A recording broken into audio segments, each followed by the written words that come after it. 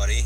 On the eve of the NATO summit, which is coming up very shortly, I wanted to share with you what is NATO and why you should not support it in the first place. All right, this is for all the U.S. troops out there, the soldiers. This is from March Forward. The following is a statement by March Forward, which has taken part in the NATO protest in Chicago this weekend. Few organizations are responsible for as much death, suffering, and destruction as the North Atlantic Treaty Organization, better known by its acronym NATO. This week, thousands from around the world will protest at the bloc summit in Chicago. NATO was founded by the United States, Canada, and 10 European states, including the fascist Portugal in 1949, as a strategic military alliance. It was never a defensive alliance, as U.S. leaders claimed, but instead an offensive coalition led by the United States against the socialist countries and the anti-colonial movements rising then in Asia, Africa, the Middle East, and Latin America.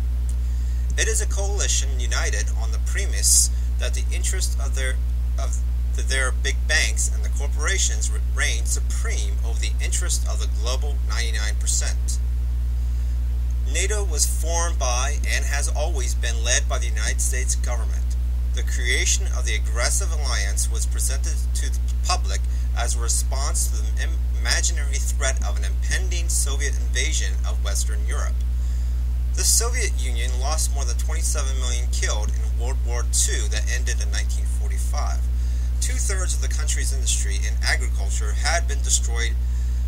NATO was part of the strategy of containment, a code word for regime change in countries not bowing to the interest of European big business.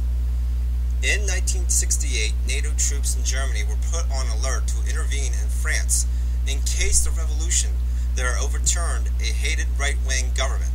From the 1950s to the 1970s, NATO supported the fascist Portuguese military in its brutal counter-insurgency wars and its colonies Angola, Mozambique, and Guinea-Bissau, I guess if I pronounced that right. After the fall of the Soviet Union, NATO not only continued to exist as the international military muscle of the super-rich, it was greatly expanded, taking in many of the countries that had formerly been part of the socialist bloc. There are now more than 50 countries in the so-called defensive alliance, but who is it defending against? Why are there still U.S. military bases and more than 53,000 troops in Germany, 67 years after the end of World War II? Why are there U.S. NATO bases in Turkey, Spain, Italy, Great Britain, and more? The answer is simple. The defensive label is a lie. Its purpose is to maintain a global empire that benefits nobody but a tiny percentage of a super-rich owners and executives. Democracy by bombing. In the 1990s, NATO made war against the former Yugoslavia, playing a central role in fragmenting the federation into smaller, more easily controlled states, many of which are now part of NATO.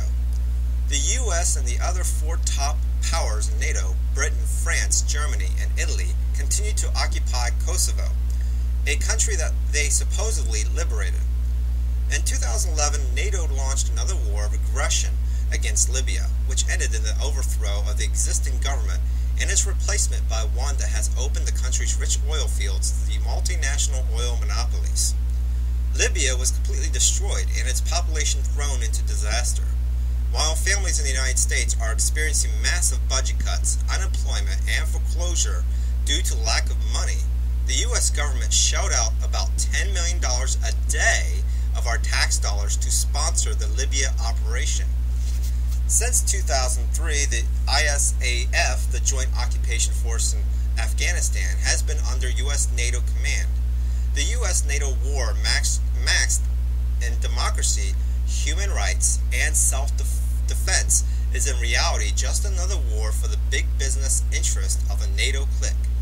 The thousands of U.S. and other NATO service members killed and wounded, and the hundreds of thousands of Afghan civilians have been killed, wounded, and undergone tremendous suffering owe their fate to the NATO generals.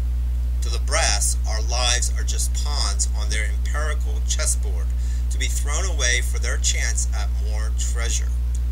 While the Pentagon brass sends U.S. service members to kill and die in their wars for profit, they rely on NATO when they need the assistance of other armies and their satellite states. Like the United States government, the leaders of other NATO countries pretend to be motivated by concern for human rights and democracy. But their real aim is a share of the loot of their big banks and corporations. Far from being a defensive alliance, NATO is a key instrument of empire and U.S. global domination. It should be disbanded immediately. The history of NATO is one of despicable crimes against humanity for the interest of the super rich. Every service member has the right to refuse to be part of its criminal legacy. Thousands of people, including U.S. service members, veterans, and military families, will confront the NATO summit in Chicago.